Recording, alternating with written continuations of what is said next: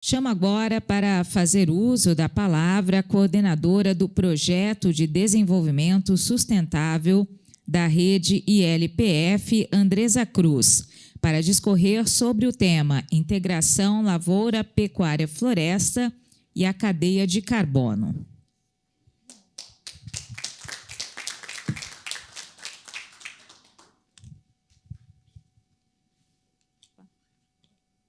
Olá, pessoal. Bom dia, quase boa tarde já, né? Vou tentar ser breve aqui com vocês, porque eu sei que sorte que não está chegando o cheiro do churrasco aqui dentro, senão está todo mundo já sofrendo, né? Bom, eu vim falar a convite aqui da Cooper Citrus, né? Estamos querendo desenvolver mais projetos aqui de LPF, então eu vim falar um pouquinho para vocês sobre os nossos projetos, sobre a rede e sobre a cadeia de carbono, que é um tema que eu tenho certeza que todo mundo já ouviu falar e que tem muita dúvida. Então, vou tentar resumir um pouquinho do que é isso e do cenário que está hoje aqui, né?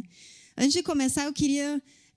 eu sei que vocês estão aí faz tempo sentados, então eu queria que vocês se movimentassem também. Eu queria que levantasse, por favor, quem for produtor, pecuarista. Tem algum pecuarista aqui? Você levanta, por favor? Vocês podem levantar? Ah, muito bem, muito obrigada. Então, temos alguns pecuaristas. Algum agricultor? Agricultor também pode levantar. Levanta de novo. Agricultor, porque ILPF não é fácil, gente. A gente tem que fazer 2, 3, 4 vezes. Agricultor também aqui. Estudantes, temos universitários. Eu vi que tinha uma galerinha aqui que foi embora, é uma pena, né? Não vamos saber do cadeia de carbono, infelizmente. Aí, ó, também, muito bem. É isso aí, gente, vamos levantar. Deixa eu ver quem pessoal que mexe com insumos vendedores, gerentes. Pode levantar. Vamos lá, gente. Muito bem, muito bem, muito bem. Técnicos da Cooper Citrus. Vamos lá. Técnicos, consultores, muito bem. Pessoal da comunicação, estou vendo ali que já está em pé aqui, muito bem, comunicação. Quem mais eu não chamei? Pessoal da Scott, consultores, pode levantar aí, eu estou vendo vocês. Isso, muito bem. Pronto, agora está todo mundo... Alguém eu não chamei aqui? Que alguma profissão aqui que não está... Está todo mundo aqui? Beleza, então agora a gente pode começar. Bom, quem sou eu, né? Eu sou Andresa Cruz, sou engenheira agrônoma. Tive meu foco aqui na Exalc em zootecnia. Então, fui cria do professor Moacir, que vocês ouviram aí. Gosto muito desse bichinho. Estou muito feliz de ver pecuaristas que gostam tanto da pecuária que assim, enveredam pela lavoura, pela floresta. Né? O amor pela pecuária faz a gente fazer essas coisas. Eu ouvi a Cava falando uma vez, eu sou tão pecuarista, que agora eu amo tanto a pecuária que agora eu estou fazendo agricultura. Né? De tanto que eu amo a pecuária. Então, essa é a nossa ideia. Eu trabalhei como coordenadora técnica na SOESP, que é uma empresa que vende sementes forrageiras, e hoje eu estou como coordenadora de projetos da rede LPF. Bom, o que é essa rede LPF, né, que está aqui na minha camiseta? A rede é uma associação público-privada formada com empresas, né, essas empresas aqui, Bradesco, Cocamar, John Deere, Minerva, SOESP, Suzano, Syngenta e Timac, junto com a nossa parceira pública, Embrapa, que é uma rede, né, que tem como meta fomentar o uso dos sistemas integrados lavoura, pecuária e floresta no Brasil. Então, essa é a nossa meta principal. A rede, como que a rede faz isso? O que a rede faz? Né? A gente faz articulações, a gente promove capacitações, promove caravanas, dias de campo, eventos, faz parcerias, né, com empresas, com fazendas, com associações para desenvolver os sistemas de LPF. E a rede, né, hoje tem várias ações que estão... Porque a gente, né, começou como uma associação, uma rede de fomento, eu vou falar um pouquinho mais sobre como começou, e a gente viu hoje que muita gente já ouviu falar de LPF. Quem aqui já ouviu falar de LPF? Levanta a mão, não precisa levantar mais, que já levantaram bastante. Então, quase todo mundo aqui, acho que um ou outro que nunca ouviu falar. Então, assim, deu certo a parte de, né, capacitação e fomento, mas aí o que eu ouço hoje muito é assim, tá, legal, gostei da sua palestra, muito bonito, quem que vai me ajudar a fazer isso na prática? E aí a gente está fazendo ações como, por exemplo, o projeto Integra SP, Integra São Paulo, que é um projeto em parceria com a CAT para a capacitação dos técnicos da CAT que atendem todo o estado de São Paulo. E a gente tem algumas fazendas modelo que a gente, né, faz ali na prática com esse produtor e abre para os outros produtores e outros técnicos irem lá, né, e conhecer. E estamos promovendo isso dentro do estado inteiro. Aqui, em parceria com a Copercitos, vamos também fazer, né, parcerias para ter mais capacitação dentro da Copercitos e dentro dos associados. Então, a gente faz isso, estamos tentando expandir esse núcleo de técnicos para apoiar os produtores a fazer na prática. Temos um EAD, né, no nosso site. Todo mundo que quiser pode entrar lá no site redelpf.org.br. Vai ter lá um EAD, você pode fazer, é gratuito, que é para ter uma ideia realmente um pouco mais profunda do que é o ILPF, né? Sumarizar, porque tem tanta coisa na internet, né? Então, aí você vai vendo picadinho, picadinho, o EAD está junto às principais informações sobre o ILPF, para quem quiser saber. Então, são essas ações que a rede vem promovendo e desenvolvendo, né? Vai ter caravana ILPF agora em setembro. Se vocês seguirem as nossas redes sociais, LinkedIn e Instagram, @redelpf, vocês vão ver que vai passar por aqui, inclusive, aqui em Bebedouro vai passar a caravana, e vai começar em Presidente Prudente e terminar em São José do Rio Preto, se não me engano. Mas aí está lá tudo certinho, já vai começar a postar daqui a pouquinho para onde vai passar. E tá, vamos lá. O que é ILPF, né, na prática?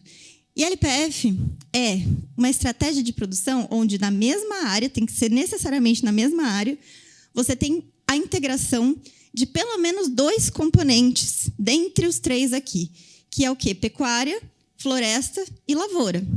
Então, tem que ter pelo menos 2 na mesma área, que pode ser ao mesmo tempo. Então, eu tenho, por exemplo, né, lá onde o Luiz mostrou a área que eles têm aqui de LPF, tem a árvore e no meio tem a pastagem. Então, ao mesmo tempo, na mesma área, você tem o benefício do rank das árvores e o animal ali, né, na pastagem. Tem a situação, né, esse é o IPF, que é uma das formatações. Você tem o ILP, que hoje no Brasil 80% é ILP, dentro de todos esses tipos, né, de LPF, que é o quê? Você plantar, você tem a pastagem, e aí você planta a soja nessa área de pastagem. E depois você colhe essa soja, planta o milho com braquiária, colhe o milho e deixa a braquiária, e depois vem o animal nessa mesma área. Então, tem muito produtor que tem lavoura de um lado e tem a pecuária do outro. Isso não é ILP. Isso é lavoura de um lado e pecuária do outro. Para ser o ILP, para ser essa integração, tem que ser pecuária e lavoura aqui e pecuária e lavoura aqui também, né? E fazer esse sistema rotacionado. Então, você tem que ter necessariamente esse benefício da mesma área. O ILF, pessoal, pode chamar de agrofloresta, são esses sistemas onde tem o sistema florestal junto com lavoura, né? Que é mais comum as agroflorestas, o pessoal fala. E o ILPF é o sistema completo. Então, você pode ter a árvore, né, em ranks, em linhas, assim como o Luiz mostrou, e plantar soja, milho, um grão, alguma coisa assim no meio, e depois vir com a pecuária. Então, na mesma área, você teve lavoura, você teve pecuária, e você tem o sistema florestal. Então, são diversos arranjos possíveis desses sistemas. Hoje, no Brasil, a gente tem mais ou menos cerca de 17 a 18 milhões de hectares com sistemas integrados. E, como eu falei, mais ou menos 80% disso é ILP. Isso teve um crescimento de 10 vezes mais nos últimos 15 anos. Então, quer dizer que é um sistema que vem sendo ampliado, né, que vem crescendo ao longo dos anos. Os principais estados aqui, Mato Grosso do Sul, Mato Grosso e Rio Grande do Sul. Rio Grande do Sul mais com sistemas tradicionais, que ele já tem, né, de pastagem, que eles fazem consórcio, né, já tem um sistema mais tradicional. Esses 2 aqui são o ILPF aqui que a gente conhece aqui com eucalipto, com animal, né, com soja, com milho principalmente. E aí, a nossa meta é aumentar 50%, né, desenvolver esses sistemas produtivos com aumento de 50% na produtividade, chegar em 2030 com 35 milhões de hectares, então hoje a gente está com 18, mais ou menos, a gente quer chegar em 35, e dobrar a produção de grãos, carne e leite, sem ter que abrir nenhuma área. Isso na área que a gente já tem hoje, né? Então, mostrando um caso que foi aonde começou. Quem conhece a Santa Brígida? Quem já foi no dia de campo? Olha, você tá sabendo de tudo, hein? Vai me ajudar aqui. Então, a Santa Brígida, como você viu antes, antigamente, né, em 2006, ela era isso aqui. foi uma fazenda que a produtora, né, ela se viu numa situação muito complicada, porque quem tocava a fazenda era o marido, né, era do pai, depois o marido começou a tocar os negócios da família, e ela era dentista. E aí o marido morreu, o pai já tinha falecido, o marido morreu, e ela se viu nessa situação. E quando ela foi perguntar qual que era o lucro, falou, lucro? Falaram para ela, é menos 200, 300 reais por hectare. Então, estava tendo prejuízo nessa situação que estava. E aí, ela falou, não. Aí o pessoal falava o quê? Vende isso, você é louca, você é dentista, você não vai dar conta desse negócio, não. Né? Então, vende esse negócio. E ela falou, não. Bateu o pé e falou, não, vou vender esse negócio, não. Isso aqui é minha história, né? Minha família, gerações. A gente ouviu aqui falar de sucessão, né, na abertura, e isso é muito forte, né? Tem toda uma história aqui de uma família, né? Para você abrir mão disso, você está abrindo mão de todo um histórico. E ela resolveu ir atrás da Embrapa, lá, milho e sorgo. E aí a Embrapa que já tinha, né, o João K., já tinha desenvolvido alguns projetos de LPF, e aí ele falou para ela, vamos fazer então uma parceria? A gente entra e faz os projetos dentro da sua fazenda, e você abre as portas para pesquisa e deixa a gente fazer o modelo que a gente quer fazer aqui, nesse lugarzinho aqui. O resto você toca normal a sua fazenda, mas esse espaço a gente vai testar. Tudo bem? Beleza, tudo bem. Só que aí, às vezes, o pessoal acha, a Embrapa está lá, tem projeto, então eles têm tudo na mão. Não é bem assim. Ela teve que ir atrás de crédito, investimento, normal. Assim como todos nós aqui, que eu quero começar aqui, botar minha fazenda do 0 para o 100, eu tenho que começar do mesmo jeito. Eu tenho que ver o investimento, ir atrás de parceiro. Aí ela foi atrás da John Deere para ajudar nas máquinas, ela foi atrás da Syngenta para ajudar nos insumos e começou a fazer parcerias. E aí, daqui, surgiu a rede LPF. Por quê? A John Deere, a Syngenta, a Cocamar, eles olharam aquilo e falaram, gente, mas isso é muito bom. Isso aí dá certo, esse negócio é legal. Mas aí falaram para a Embrapa, vocês têm que fazer mais. Eles, a gente não tem dinheiro. Então, vamos fomentar esse negócio aí. Então, daí que surgiu a ideia de ter uma associação, um grupo, né, de empresas junto com a Embrapa para fazer esse negócio acontecer. Já tinha muita pesquisa, mas estava no início, porque em 2006, essas pesquisas começaram em 1980, 1990, 80, 90 já tinha o início das pesquisas. Então, já tinha muita tecnologia assim, no papel. E aí, a partir daí, já estava tendo algumas fazendas assim, comerciais, tendo testes, né? Mas o início foi a partir dos anos 2000 que começou realmente a desenrolar esse negócio, né? Escalou, sim, com certeza. Porque o que a rede fez? Antes tinha 3, 4 projetos. A rede fez uma parceria com a Embrapa para implantar um núcleo de LPF dentro da Embrapa. E aí todas as Embrapas tinham a potencialidade de ter um projeto para entregar para a rede bancar. Então, eu quero desenvolver um projeto com Teca, Mogno e Búfalo. Beleza, vamos fazer o seu projeto dar certo. E aí coloca dinheiro para a Embrapa poder fazer pesquisa, não para o produtor, era para a Embrapa. Então, a Embrapa vai desenvolver a pesquisa nessa fazenda. E aí vai ter diária para o cara ir lá na fazenda acompanhar, vai ter dinheiro para fazer análise de solo, para fazer as análises químicas, físicas, boi, etc. Então, aí que deslanchou, né, o sistema no Brasil e em vários outros lugares. E aí, de 2006 a 2019, né, depois da implantação, o que a gente viu de número, né? A matéria orgânica, que é o ponto principal da minha palestra hoje. Olá! É o ponto principal da minha palestra hoje, então foquem aqui, né? Passou de 1,8% para 3,5%. E, né, nesse período. Então, um aumento de 94%. E quem faz análise de solo, né, sabe que esse número é muito difícil de você aumentar. Você tem que ter um trabalho com palhada, com manejo, né, plantio direto. É todo um processo para 1%. Você passar de 1 para 2, de 2 para 3, é uma batalha. Então, isso aqui é um ganho muito grande. E para tirar também, né, para diminuir a matéria orgânica, é bem fácil. Ao contrário, né, você tira a matéria orgânica assim, bota fogo, pronto. Bota fogo, matéria orgânica, vai lá para o chinelo. Faz revolvimento de solo, faz arado, grade, Putz, já foi embora também sua matéria orgânica.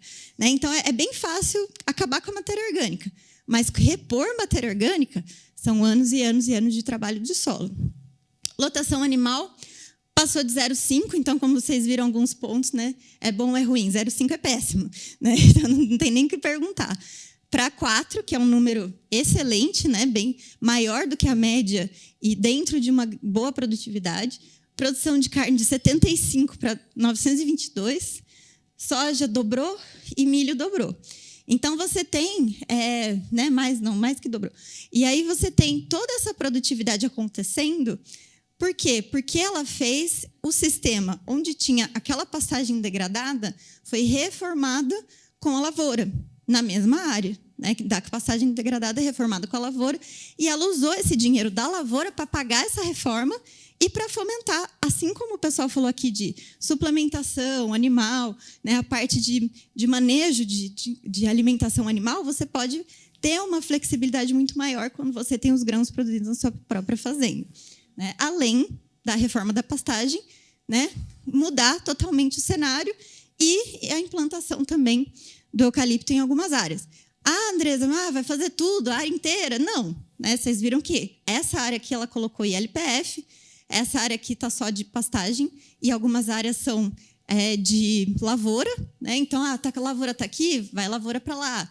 A pastagem está aqui, vem para cá. Algumas áreas têm que ser pastagem fixa mesmo, para ter pasto o ano inteiro. Né? Não dá para você ter a safra de lavoura e a entre a safra de pecuária, porque de pastagem, né? Porque você tem que ter alimento para o animal o ano inteiro. E quando você faz a ILP, você tem um pasto de qualidade no inverno, que também é uma coisa ótima. Né? Que, não sei quem falou aqui que tinha pasto sobrando agora e vai ter pasto para o inverno. Alguém de vocês aqui acho que comentou que vai ter pasto para o inverno. Esse pasto que vem da lavoura é um pasto de alta qualidade no inverno. Não é um pasto que já está cansado, exaurido. Né? Então, outros exemplos aqui. Esse é um projeto que eu coordeno lá no Maranhão. Então, para vocês verem como dá para fazer em vários lugares. Né? Aqui é a mata de cocais. Não sei se vocês conhecem Coco Babaçu. Acho que vocês devem ter visto lá na escola, né, nas aulas de geografia, quando a gente falava de biomas do Brasil, ou para quem já foi lá para o Maranhão, deve conhecer, né, a mata de cocais. E aqui foi feito o sistema com eucalipto, plantou-se milho com braquiária, estava aqui colhendo o milho, e aí foi colocado os animais aqui na entrelinha. Ah, Andresa, dá para plantar sempre o grão desse jeito? Normalmente, até o segundo ano, né? 2, 3 anos, porque daí já começa a sombrear muito e ter muita competição com lavoura. E aí, normalmente, a pecuária fica por mais tempo. Né? Então, outro exemplo. Aqui, qual que é a diferença? Mesma área, eu amo foto lado a lado, o povo fica louco, né? Os vizinhos ficam doidinhos. Mas foto lado a lado não tem jeito, né, de falar. É a mesma, né, solo, mesma situação, e 60 dias sem chuva. Por que essa Rusiziensis aqui está verde e esse pasto está seco? Sendo que estão sem chuva 60 dias igualmente. Aqui ele plantou milho com a Rusiziensis, colheu o milho, e a Rusiziensis teve mais quantidade de água para ser absorvida naquele solo, que era um solo que já veio, né, trabalhado, com nutrientes, pegou o nutriente que o milho deixou. Então, o milho deixou o nutriente lá, o braquiária foi e pegou. E esse solo mais estruturado, com mais matéria orgânica, acumula mais água. Então, ele consegue ficar verde por mais tempo. Então, é por isso, né? E esse pasto está novinho.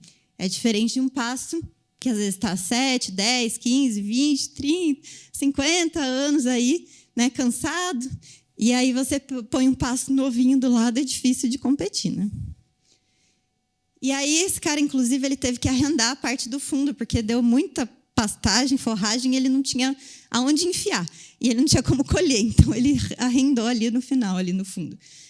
Aqui é uma fazenda experimental da Embrapa Gado de Leite.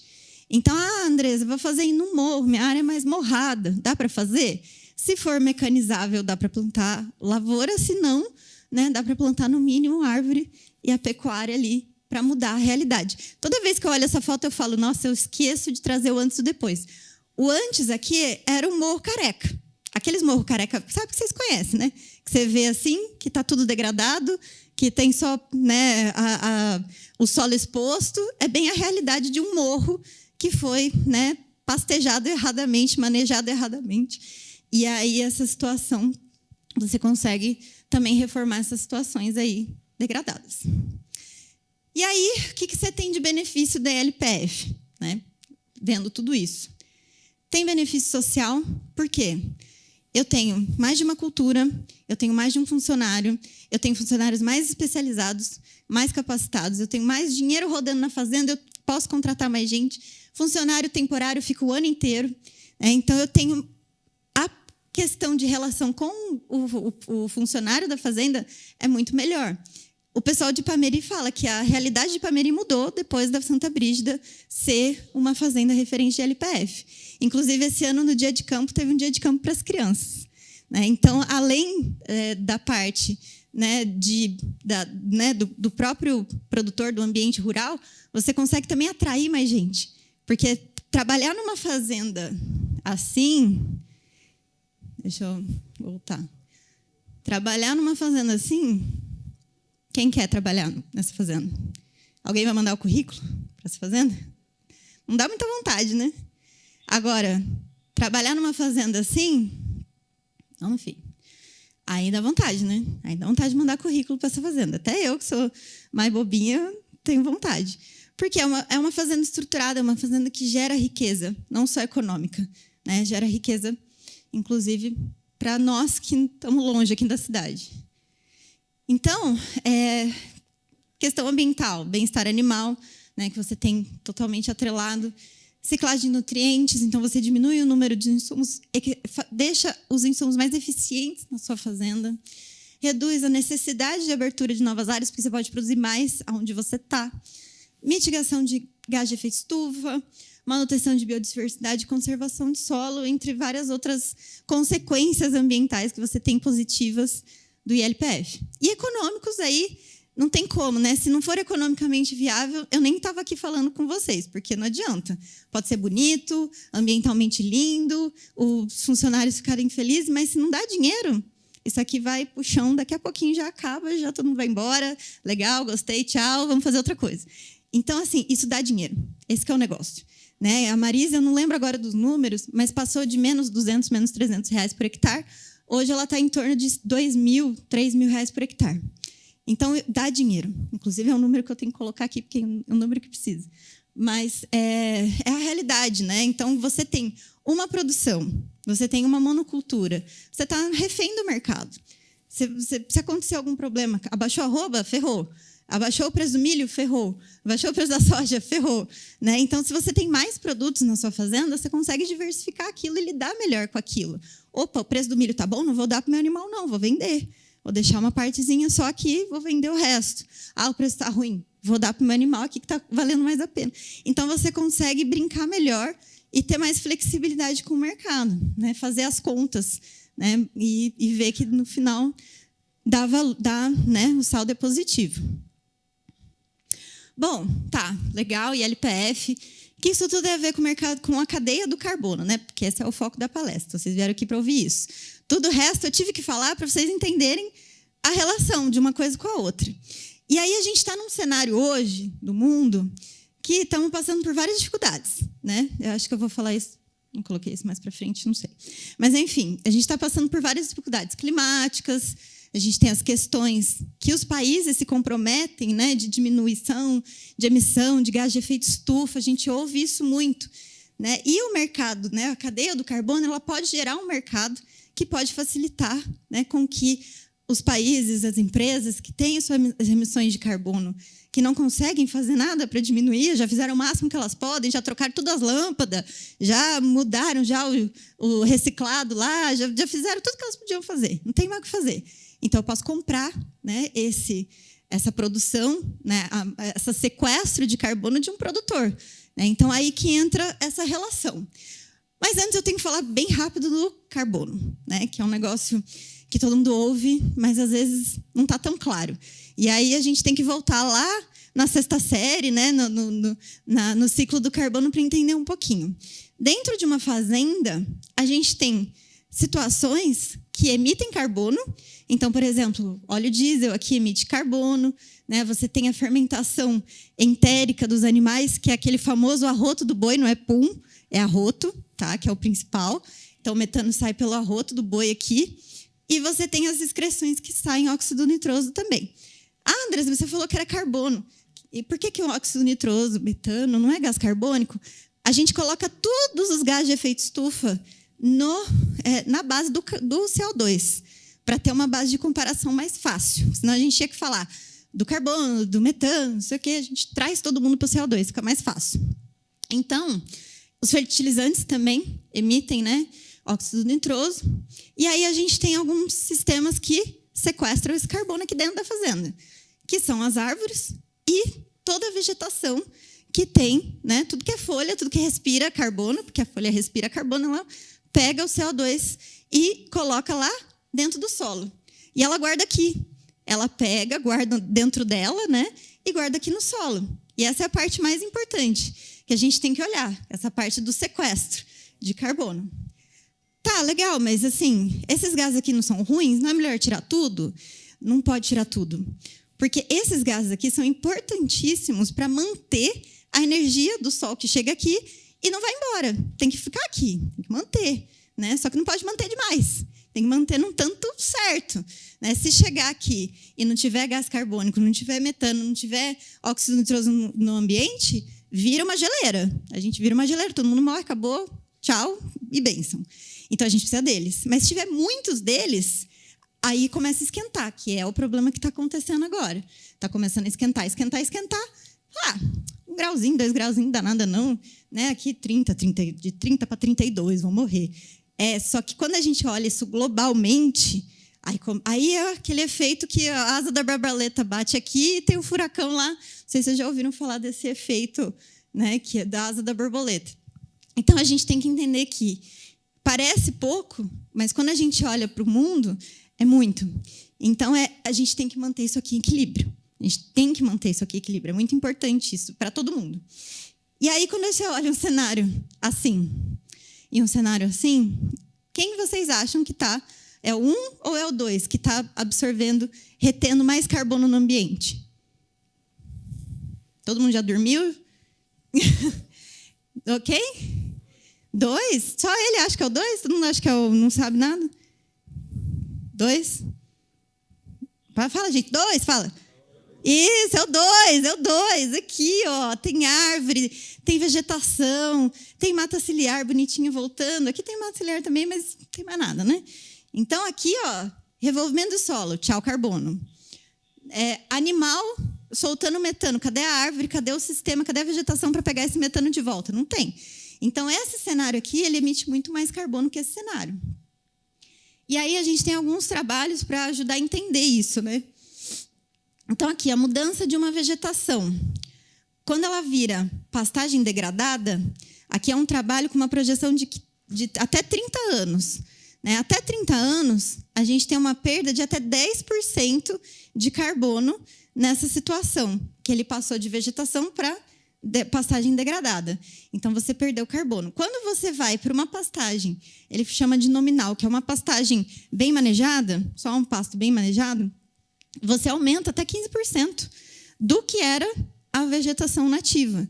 Então, assim, então, Andressa, vamos fechar tudo aqui, tirar toda a vegetação nativa e botar a pastagem, que é melhor. Não, por quê? Porque aqui tem biodiversidade, que são outros ganhos para o mundo. Então, a gente tem que manter, sim, a vegetação. Porém, se a gente tem uma área que está aberta, que está sendo usada para agricultura e pecuária, a gente pode fazer ela ser acumuladora de carbono e ter um estoque a mais de carbono. É possível. É isso que aqui está mostrando.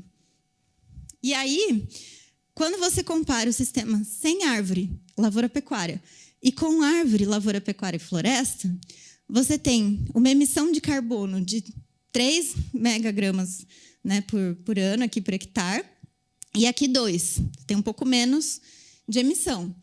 O equivalente aqui no solo do ILP vai ser um pouquinho maior que com a árvore, porque ele tem, né, mais área, né, a árvore vai tirar essa área, então ele vai acumular mais em cima, no solo vai acumular um pouquinho menos. Só que daí, quando você compara a árvore no sistema, você tem mais esse acréscimo, né? O menos negativo quer dizer que está acumulando, está sequestrando carbono. E aí, quando você faz o saldo final, você vê que uma área de LP, ela meio que equilibra, né? Você está no zero ali, então você consegue deixar neutro o carbono, e uma área de LPF você consegue sequestrar mais.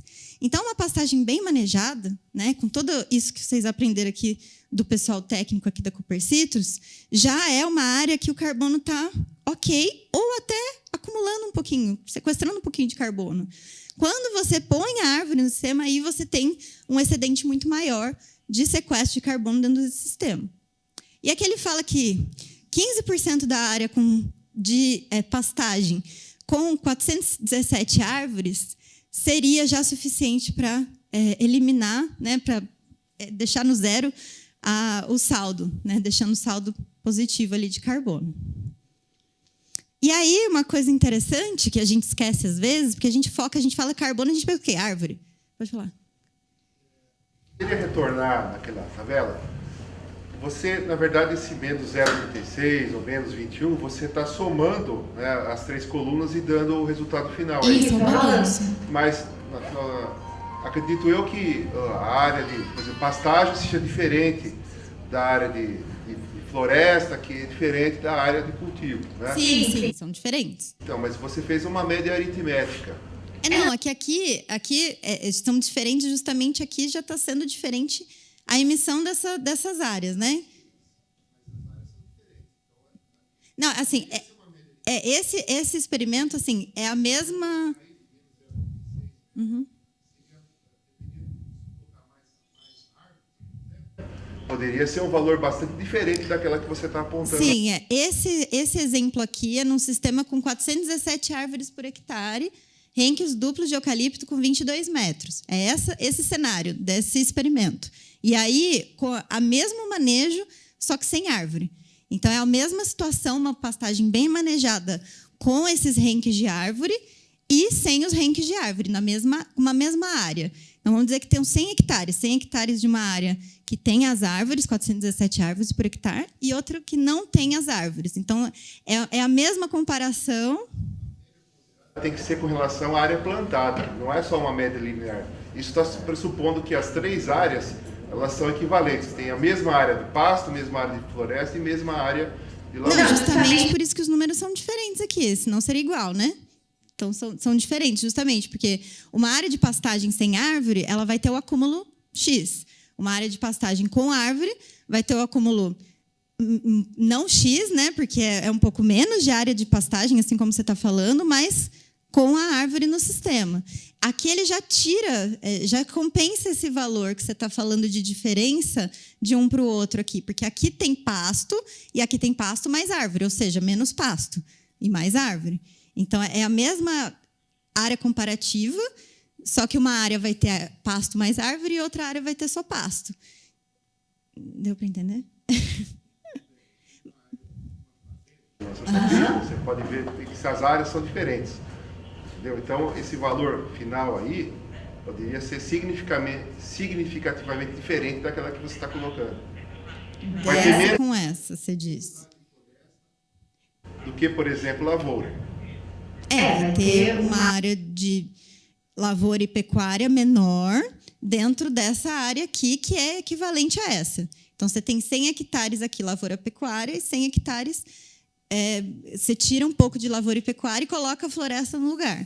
Essa é a ideia. Só que é a mesma área de comparação, para você ter esse comparativo assim, estatístico, né, para conseguir fazer essa comparação, e aí são repetições, tudo isso, com o mesmo módulo. Então, é a mesma área, só que diferentes arranjos. E aí, desse cenário, eles tiraram a conclusão desse número. Mas depois, se quiser, eu posso te passar o trabalho, a gente pode conversar para explicar melhor da onde que vem, tudo, porque senão eu vou ficar aqui mais 2 horas falando. Mas depois eu posso te passar certinho, a gente pode conversar melhor, porque realmente esses números não são fáceis. Eu estou trazendo um resumo só para vocês terem uma ideia da magnitude das coisas, só para entender um pouquinho a ideia das coisas. Porque se eu for falar de realmente carbono, né, sequestro de carbono, aí eu vou ficar umas 2 horas explicando aqui como que foi feito, o que foi. Então, estou tentando passar bem rapidinho porque o meu tempo já estourou faz tempo. Mas depois a gente conversa, me chama aqui que eu te passo. Falando de estoque de carbono, então, assim, no ecossistema terrestre, sem tirar água, porque a água, né, os ecossistemas dos oceanos são os que mais sequestram carbono. Tirando os oceanos, olhando só para a Terra, né, para os ecossistemas terrestres, o solo é o ambiente que mais acumula carbono de todo o resto. Então, ele tem 4,5 vezes mais carbono que a biomassa vegetal, e aí você coloca tudo que está em cima, né? Tudo que está em cima do solo, árvore, tudo que está em cima, isso global. E 3,3 mais carbono do que tem na atmosfera. Isso tudo está aqui dentro, né, do solo. Então, mais que uma árvore para plantar, para vender para mercado de carbono, a gente tem que começar a olhar nos nossos solos. E isso aqui é igual à matéria orgânica.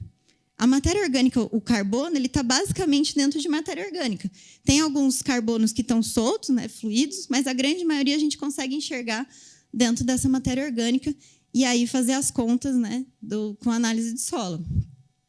E aqui mostrando um pouco mais sobre as emissões. Numa conversão de pastagem, de vegetação nativa para pastagem, que conversão, né, então você tem o acúmulo de carbono, né, emissão. Aqui para cima é emissão, para baixo é retenção, né, sequestro. Então, você tem a emissão de 0,25 megagramas de carbono aqui, né, com a pastagem, ou com o animal, né, animal que vai soltar o metano e o óxido nitroso nos excrementos, fertilizante, etc. E aí você tem um saldo negativo, né, positivo, mas que está emitindo, de emissão de carbono.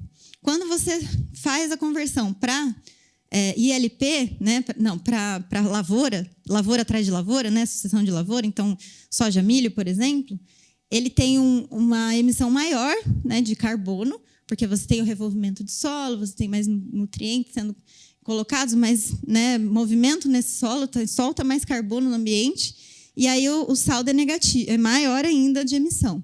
E quando você vai para uma situação, né, de conversão para a lavoura pecuária, você consegue ter um acúmulo de carbono nesse sistema, por causa da palhada, o manejo da palhada, que vai acumulando carbono dentro desse sistema integrado.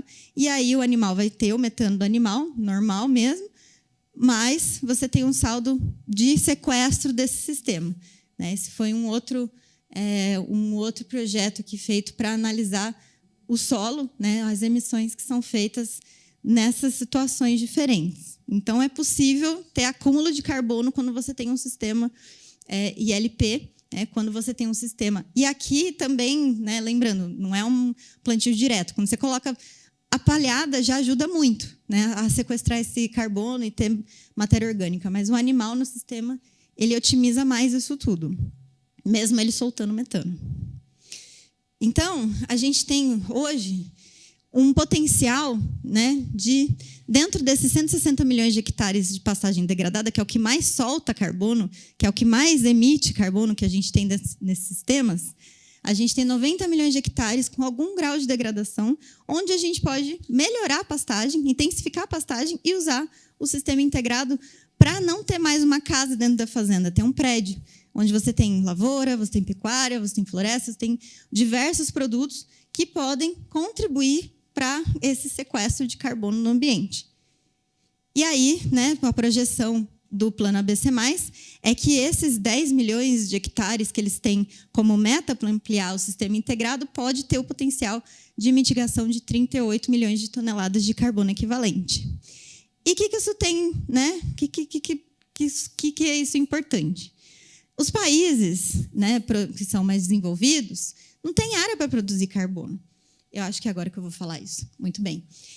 A gente tem uma questão aqui, né, de globalização, crescimento populacional, esgotamento dos recursos naturais. Então, lá na Europa, não tem mais lugar para você plantar árvore, não tem lugar para você fazer ILP. Já está esgotado. E também não tem condição, né? Porque aqui a gente tem condição de fazer 4 safras. Lá, malemar, 2. Uma, normalmente, que é o que acontece. Então, a gente tem, né, potencial gigante aqui dentro. E aí a gente tem todas essas questões, né, de mudança do clima. Então, como que os países, né, vão atingir suas metas se não for em outros lugares. Não tem aonde mais. Então, a gente tem aqui, né, a gente tem esse desafio. Além de tudo isso, a gente tem que alimentar o povo, né? Alimentar uma população que só cresce. A gente bateu agora 8 milhões de pessoas aí no mundo, 8 bilhões de pessoas no mundo. Então, é muita gente para comer e vai crescer, continua crescendo. Aumento do pessoal indo para a cidade, aumento da população urbana. Então, nós aqui, que somos países tropicais, entre outros, temos esse potencial de responder, né, para ajudar nessa diminuição, né, do aumento da temperatura, dos gases de efeito estufa. A gente tem esse potencial de ajudar. E aí, dentro disso, aí entra o mercado de carbono, que é o quê? Daquele carbono que eu estava explicando, que a gente tem esse potencial de acumular, principalmente nos sistemas integrados, a gente pode usar isso, né, como uma moeda de troca. Então, só que tem um ponto. Não tem como eu vender esse carbono de uma área que já existe, que já está lá, que já está produzindo daquele jeito. Porque não vai mudar nada. Porque hoje a gente tem esse saldo. Tem o país que está emitindo e tem o produtor que está sequestrando. Ok, está lá, equilíbrio. Desequilíbrio, mas é esse o equilíbrio que tem. Se ele precisa comprar créditos de carbono, ele precisa comprar carbono. Eu preciso comprar carbono, sequestrar carbono, que eu não consigo mais. Ele vai lá para o produtor e fala, eu preciso de 100 carbonos a mais aqui para compensar minhas emissões. Aí o produtor vai lá e fala, tá, então eu vou produzir mais 100 toneladas para pagar esse carbono que você precisa. Então, eu tenho que ter adicionalidade. Eu preciso ter algo a mais do que eu faço para conseguir ter esse benefício para esse cara que está precisando. Porque se eu vendo o que eu já tenho aqui, já está na conta, já está no saldo, já está a 4 graus a mais, a gente já se ferrou. A gente precisa diminuir. E ele precisa diminuir. Então, esse produtor tem que ter a mais ali. Então, vamos plantar mais árvore. Vamos mudar o nosso manejo. Então, aqui são formas, né? Opa. São formas que você pode mudar o seu manejo, ou plantar árvore, ou melhorar na redução de fertilizante, que você diminui o óxido nitroso, melhorar o manejo da água, que também diminui escoamento de carbono pelo solo e também otimiza o uso da água. Revolvimento de solo, que nem eu falei, todo arado, grade, tudo isso solta carbono também no ambiente. Melhorar o plantio e colheita, melhorar o manejo da pecuária. Que a pecuária, né, o animal vai emitir o metano, mas se você tem condição de um bom pasto, você equilibra. E se você tem condição de colocar uma árvore, você adiciona ainda mais carbono no ambiente. Então, os projetos de mercado de crédito de carbono, eles têm que estar alinhados a alguma questão de adicionalidade nesse sentido. E aí tem que ser feito um projeto, né?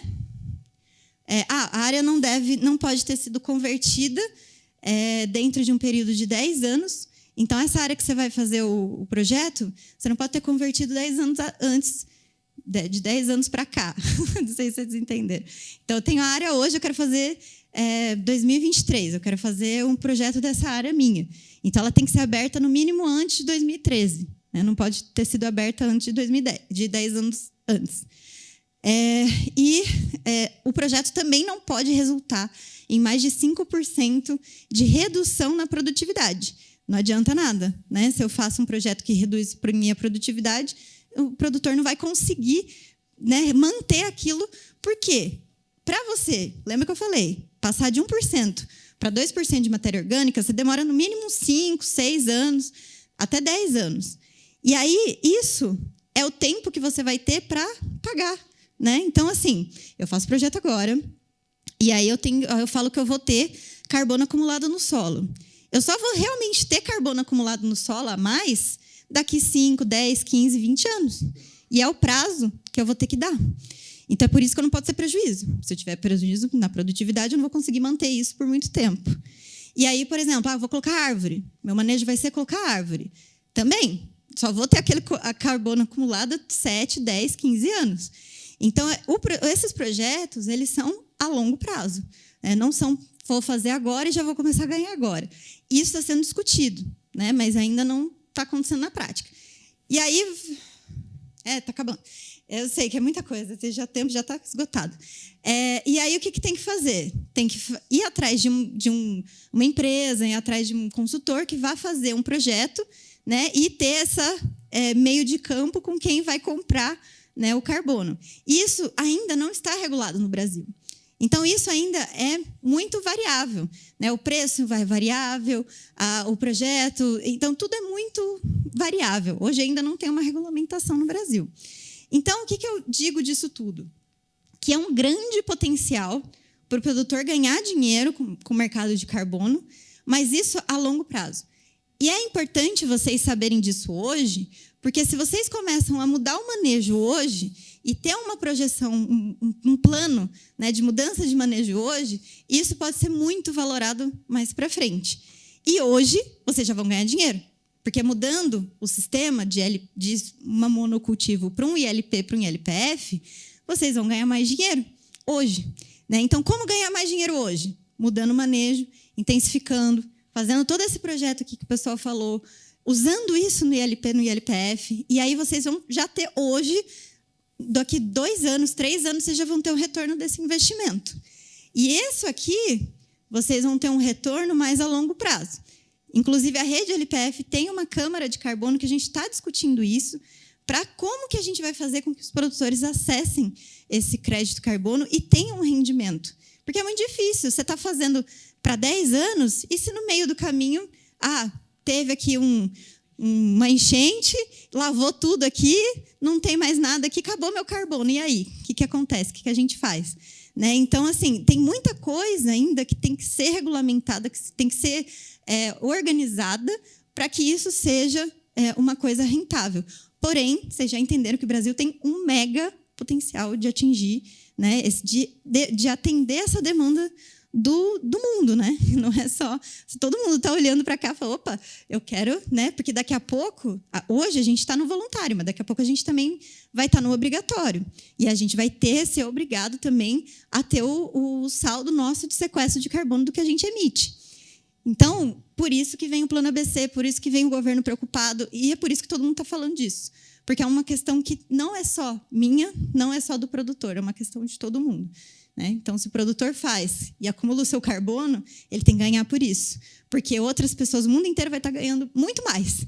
Então, a gente tem que saber e discutir muito ainda sobre como que o produtor vai ganhar por o que ele já faz, né, de controle, né, de ambiental, que ele já faz, né, nossa, fugiu a palavra. Ele já tem a proteção ambiental na fazenda dele, e ele tem que pagar por isso ainda. Isso não faz sentido. Então, isso é uma forma com que o produtor seja recompensado, mas não hoje, a longo prazo. Pode falar. Hoje, as questões de projeto, ensino de áreas, de APP, reserva legal, isso já é uma realidade. Sim. Você tem uma perspectiva de áreas agricultáveis que possam dar esse retorno em cima do crédito de carbono para também ser remunerado em cima do crédito de carbono? Porque hoje nós estamos falando de 100% de área para a gente estar fazendo o projeto, e sendo que tem 80% de sol. Sim. Hoje, assim, se você quiser fazer um projeto hoje de mercado de carbono para as áreas agricultáveis, tem que ter, se não me engano, no mínimo 10 mil a 20 mil hectares. Então, os projetos que estão sendo feitos hoje são projetos com associações de produtores ou com grandes produtores, empresas. Então, são projetos que vão ser ganhos, né, pagos a longo prazo. Então, um produtor que está visando isso para ter um rendimento agora, não vai ser o caso, e um produtor pequeno sozinho também não vai acessar. Então, isso tem que ser visto de uma maneira, assim, englobando produtores, associações e grandes produtores que podem acessar esse mercado. Mas, sim, já tem mercado de rede, né, de desmatamento, então, já pagamentos por serviços ambientais, porém, ainda é muito pontual. São projetos muito pontuais que a gente tem que desenvolver mais também. Né? Então, para todo mundo pagar pela preservação que o produtor que paga sozinho hoje. Né? Então, isso é uma discussão que a gente tem que continuar fazendo e apertar o governo, apertar todo mundo que tem que apertar para realmente sair, regularizar isso e a gente conseguir vender esse carbono, conseguir ter mais rendimento com APP, com área de reserva legal, e não só ser obrigado a pagar. Né? Então... Esse ABC+, ele está englobado também na questão dessas áreas agricultáveis, em regulamentar essas áreas agricultáveis para geral? Sim, inclusive o plano ABC+, dentro do plano tem o crédito, né, que é o que saiu agora no plano Safra. Tem o crédito para regulamentação, crédito subsidiado para regulamentação. Então, se o produtor quer regulamentar uma área, ele pode ir atrás desse crédito subsidiado, e aqui em São Paulo, se não me engano, tem linhas também do governo do estado que ajudam nesse processo de regulamentação, bacias hidrográficas. Tem vários projetos aqui do estado também que auxiliam com esses projetos de mata ciliar ou de recuperação de áreas que são precisas, né, para reserva legal. Então, assim, já tem, isso já existe, mas também falta capacitação, é uma coisa que a gente tem que falar para o produtor que, olha, vai atrás dessa linha de crédito, ou vai atrás desse... Porque o ABC, por exemplo, que agora saiu, que é outro nome, Inova Agro, né, do plano, ele tem diversas linhas subsidiadas para a agricultura sustentável. Mas tem que fazer um projeto, tem a questão do banco, né? O banco tem que estar alinhado com o produtor. Então, tem vários processos aí que acabam atrapalhando o acesso. Mas linhas de crédito tem, né? E tem também projetos, né? Projetos que o produtor pode acessar, né? A gente tem alguns projetos da rede LPF no Mato Grosso do Sul, esse projeto aqui integra, que a gente está tentando fazer justamente isso, né? Com que o produtor... Como que ele vai fazer o ILPF? Ele precisa ter dinheiro para começar a fazer, e ele precisa ter técnico para apoiar. E isso, né, vai ajudar com que o produtor tenha estoque de carbono para vender mais para frente. Então, a gente está nessa busca incessante, né? O Chiquinho sabe bem essa busca incessante que a gente tem para que o produtor consiga acessar, né, esses créditos, para que o produtor consiga fazer na prática esse projeto aqui que, no mínimo, vai dar um lucro aí para ele. Desculpa, é isso, obrigada. Já.